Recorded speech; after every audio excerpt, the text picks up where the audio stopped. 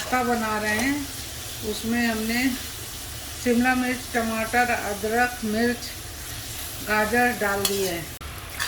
अब इस तरह पास्ता डाल देंगे।